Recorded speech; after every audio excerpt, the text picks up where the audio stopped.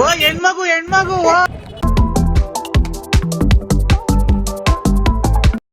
Good morning fam.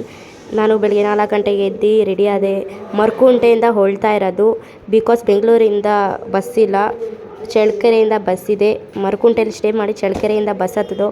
ಫಸ್ಟ್ನೇ ಬಸ್ಗೆ ಬಂದು ಬಸ್ಸು ಅರ್ಧದಲ್ಲೇ ಸ್ಟಾಪ್ ಮಾಡಿದ್ರು. 2 ಕಿಲೋಮೀಟ್ರ್ 4 ಕಿಲೋಮೀಟ್ರ್ ನಡ್ಕೊಂಡು ಹೋಗಬೇಕಿತ್ತು. 2 ಕಿಲೋಮೀಟ್ರ್ ಆಟೋದಲ್ಲಿ ಹೋದೋ. ಆಟೋದಲ್ಲಿ ಹೋಗ್ಬೋದು, ನಡ್ಕೊಂಡು ಹೋಗ್ಬೋದು. ಆಟೋದವನು ಅಲ್ಲೇ ನಿಲ್ಲಿಸೇ ಬಿಟ್ಟ. ಇನ್ನು 1 ಕಿಲೋಮೀಟ್ರ್ ನಡ್ಕೊಂಡು ಹೋಗಬೇಕಿತ್ತು. ನಡ್ಕೊಂಡು ಹೋಗ್ತಾ ಇದ್ದೀವಿ ನೋಡಿ. ಎಲ್ಲನೂ ನಡ್ಕೊ ಬರ್ತಾ ಇದ್ದಾರೆ. ಈ ದೇವಸ್ಥಾನದಲ್ಲಿ ಜಾತ್ರೆ ನಡೀತಿದೆ ಇವತ್ತು. ಈ ಜಾತ್ರೆ ತುಂಬ ವಿಶೇಷವಾದದ್ದು ನೋಡಿ. ದೇವಸ್ಥಾನ ಅಷ್ಟು ದೂರ ಇದೆ, ನಾವಿನ್ನೂ ಇಲ್ಲಿಂದ ನಡ್ಕೊಂಡು ಹೋಗ್ತಾ ಇದ್ದೀವಿ. ಬೇಗ ಹೋಗಿ ದೇವ್ರ ದರ್ಶನ ಮಾಡ್ಕೊ ಬರಬೇಕು ಅಂತ ಅಂದ್ಕೊಂಡಿದ್ದೀವಿ ನೋಡಿ. ಅಲ್ಲೆಲ್ಲ ಹೋಗ್ತಿಲ್ಲ, ಅಷ್ಟು ದೂರ ನಡ್ಕೊಂಡು ಹೋಗಬೇಕು. ಮಿನಿಮಮ್ 1 ಕಿಲೋಮೀಟರ್ ಇದೆ. ಹೋದೋ ಬೇಗ ತುಂಬ ಬಿಸಿಲು. ಬೆಳಗ್ಗೆ 7:30 8 ಗಂಟೆಗೆ ತುಂಬ ಬಿಸಿಲಿದೆ.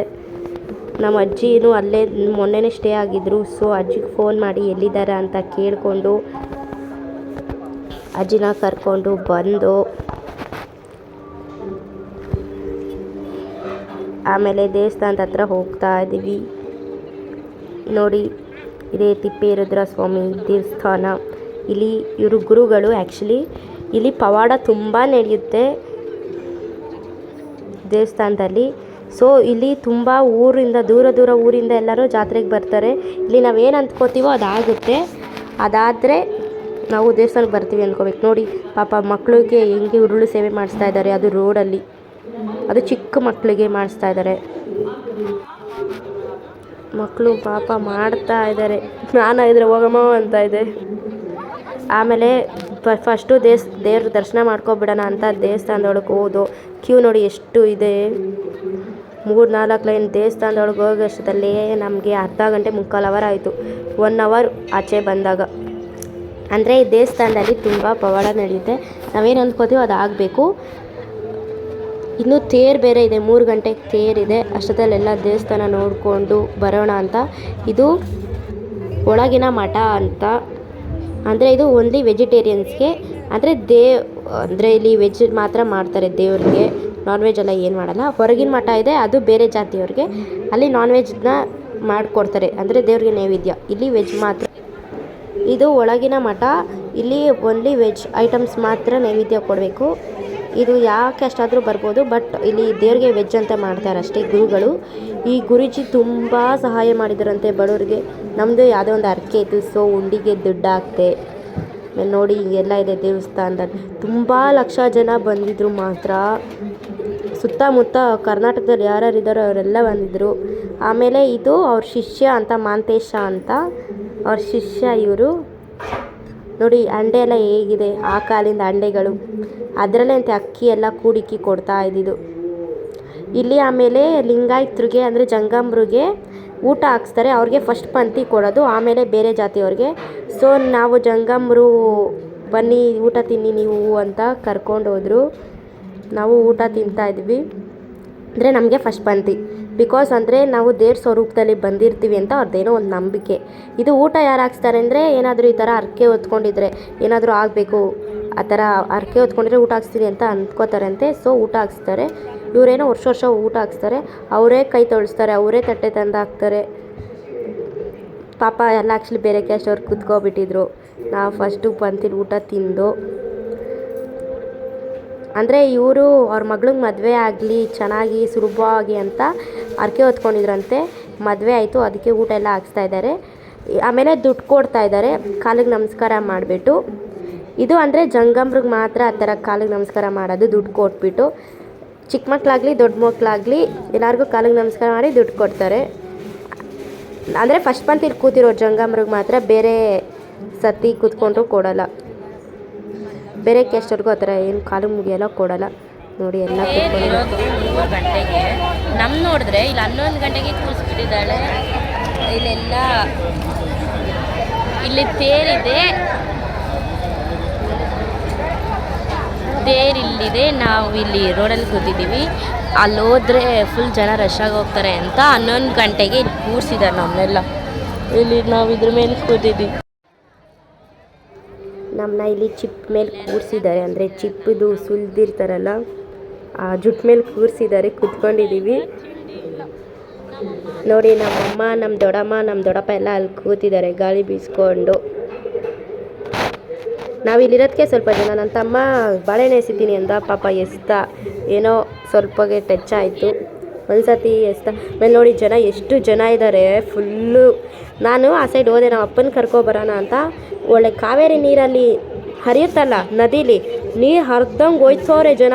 ನಾನು ಆ ಸೈಡಿಂದ ಹೋಗಿದ್ದೆ, ಜನ ಹರಿದೋಗ್ತಾಯಿದ್ರು. ಆಮೇಲೆ ಇಲ್ಲಿ ನೋಡಿ, ಇದು ಹೂನಾರ. ಈ ಹೂನಾರ ಏನು ವಿಶೇಷ ಅಂದರೆ, ಯಾರಾದರೂ ಅಂದ್ಕೊಂಡಿದ್ರೆ ನನಗೆ ಈ ಥರ ಕೆಲಸ ಆಗಬೇಕು ಅಂತ ಅಂದ್ಕೊಂಡಿದ್ರೆ ಅದಾಗುತ್ತೆ. ಸೊ ಅವರು ಈ ಥರ ಹೂನಾರೆಲ್ಲ ಹಾಕ್ತಾರೆ. ಇಲ್ಲಿ ತುಂಬ ಏನು ಅಂದ್ಕೋತೀವೋ ಅದೆಲ್ಲ ಆಗುತ್ತೆ.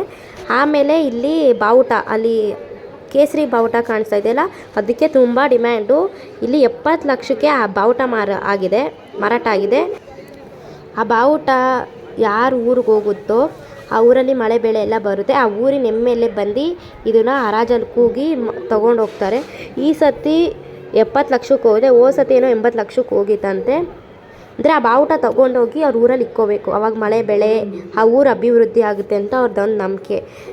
ಬರೀ ಬಾವುಟ ಇಂದ ಅಂತ ಅಲ್ಲ, ಇಲ್ಲಿ ಒಂದು 12 ವರ್ಷದ ಹಿಂದೆ ಮಗು ಆಗಲಿ ನಾನು ರಥದ ಕೆಳಗಡೆ ಚಕ್ರದ ಕೆಳಗಡೆ ಇಕ್ತೀನಿ ಅಂತ ಹರಿಸಿದ್ರಂತೆ. ಸೊ ಆ ಮಗು ಹುಟ್ಟಿದೆ, ಪಾಪ ಅಮ್ಮ ಮರ್ತೋಗ್ಬಿಟ್ಟಿದ್ದಾಳೆ. ಆಮೇಲೆ ಜಾತ್ರೆಗೆ ಬಂದಿದ್ದಾರೆ, ಅದು ಮೂನೇ ಹಾಕಿಲ್ಲ ರಥ.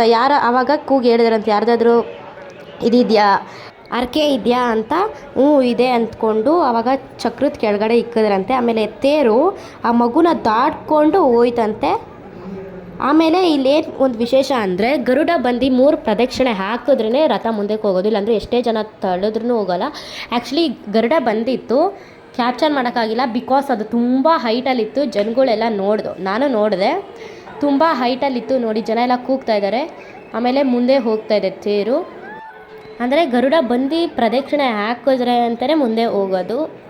ಸೊ ಅದು ಬಂದು ಪ್ರದಕ್ಷಿಣೆ ಹಾಕ್ತು, 3 ಗಂಟೆ 3:30 ಆಗೋಗಿತ್ತು. ಬಂದು ಪ್ರದಕ್ಷಿಣೆ ಹಾಕಾದ್ಮೇಲೆ ತೇರು ಬಿಡ್ತು. ತೇರು ಹೋಗೋದನ್ನ ನೋಡಿಕೊಂಡು ನಾವೆಲ್ಲ ತಿರ್ಗಾ ವಾಪಸ್ ಬಂದು, ಅಂದರೆ ಊಟದ ಸಾಲಲ್ಲಿ ಬಂದು ಊಟ ತಿಂದು ಬೆಂಗಳೂರಿಗೆ ಹೋಗಬೇಕು ಅಂತ ಹೊರಟು. ಅದಕ್ಕಿಂತ ಮುಂಚೆ ನಮ್ಮದು ಏನೋ ಸ್ವಲ್ಪ ಹರಕೆ ಇತ್ತು. ಸೊ ಆಮೇಲೆ ನೋಡಿ ಇಲ್ಲಿ ಎಷ್ಟು ಜನ ತುಂಬಿದ್ದಾರೆ, ಎಲ್ಲ ಇವಾಗ ಹೋಗ್ತಾ ಇದ್ದಾರೆ. ತುಂಬ ಜನ ಅಂದರೆ ತುಂಬ ಲಕ್ಷ ಜನ ಬಂದಿದ್ರು. ಆ್ಯಕ್ಚುಲಿ ಲಕ್ಷ ಅಂದರೆ ಎಷ್ಟೋ ಲಕ್ಷ ಜನ, ಒಂದು 4-5 ಲಕ್ಷ ಜನ ಅನಿಸುತ್ತೆ ಬಂದಿದ್ದು.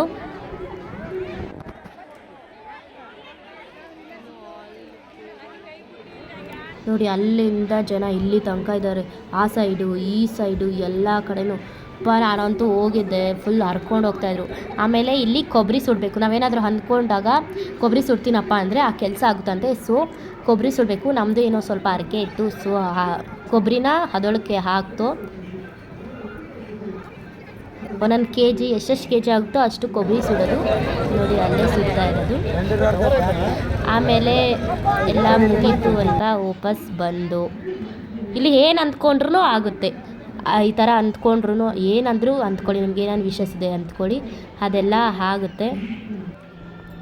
ಆಮೇಲೆ ನಮ್ಮದೆಲ್ಲ ಮುಗೀತು. ನಾನು ಸುಮ್ಮನೆ ಲಾಸ್ಟಲ್ಲಿ ವೀಡಿಯೋ ಮಾಡ್ತಾಯಿದ್ದೆ. ಆ ಬಣ್ಣ ನೋಡಿ ನಂದು ನೋಡಿಬಿಟ್ಟು, ಆಮೇಲೆ ನಾನು ವೀಡಿಯೋದಲ್ಲಿ ಅವರು ಫುಲ್ ಹೇರ್ ಸ್ಟೈಲೆಲ್ಲ ಇದು ಮಾಡ್ತಾಯಿದ್ರು. ನೋಡಿ ಹಿಂಗೆ ಮಾಡ್ತಾಯಿದ್ದಾರೆ ಅವರು. ನೋಡಿ ನಾನು ಏನೋ ಪಾಪ ವೀಡಿಯೋ ಮಾಡೋಣ ಪಬ್ಲಿಕಲ್ಲಿ ಅಂದ್ಕೊಂಡ್ರೆ, ಇಲ್ಲಿ ಏನೋ ಆಗ್ಬಿಟ್ಟಿದೆ ಎಲ್ಲರಿಗೂ. ಹೆಣ್ಮಕ್ಳು ಎಲ್ಲೇ ಹೋಗ್ತಾಯಿದ್ರು, ಏನೇ ಮಾಡ್ತಾಯಿದ್ರು ಹೆಣ್ಮಗು ಅಂತ ಕೂಗ್ತಾರೆ. ಅದೆಷ್ಟು ಇರಿಟೇಟ್ ಆಗುತ್ತೆ ಗೊತ್ತಾ. ಆಮೇಲೆ ತಣ್ಣಗಿರ್ಲಿ ಅಂತ ವಾಟರ್ ನುಂಗ್ಕೊಂಡ್ಬಿಟ್ಟೆ. ಫೈನಲಿ ಬೆಂಗಳೂರಿಗೆ ಬಂದೆ. ಆಮೇಲೆ ಆ ಜಾತ್ರೆಯಲ್ಲಿ ಯಾರೋ ಫೋನೇ ಕಳ್ಕೊಬಿಟ್ಟಿದ್ರು ಪಾಪ. ಅವರು ಹೇಳ್ತಾಯಿದ್ರು ಫೋನೆಲ್ಲ ಕಳೆದೋಯ್ತು ಅಂತ. ಅಲ್ಲಿ ತುಂಬ ಕಳ್ತನ ಆಗುತ್ತೆ, ತುಂಬ ಹುಷಾರಾಗಿರಬೇಕು. ಆಮೇಲೆ 1 ಗಂಟೆಗೆ ಬೆಂಗಳೂರಿಗೆ ಬಂದೆ. ತುಂಬ ಚೆನ್ನಾಗಿತ್ತು. ಆಮೇಲೆ ಟಯರ್ಡು, ತುಂಬ ಬಿಸಿಲಿತ್ತು. ಈ ಬೇಸಿಗೆಗಾಲದಲ್ಲಿ ಎಲ್ಲೂ ಹೋಗೋಕ್ಕಾಗಲ್ಲ. ನೀವು ಆದಷ್ಟು ಹೈಡ್ರೇಟ್ ಆಗಿರಿ. ಓಕೆ, ಇನ್ನೇನು ಟೈಮ್ ಆಯಿತು. Okay, bye. Subscribe to my channel.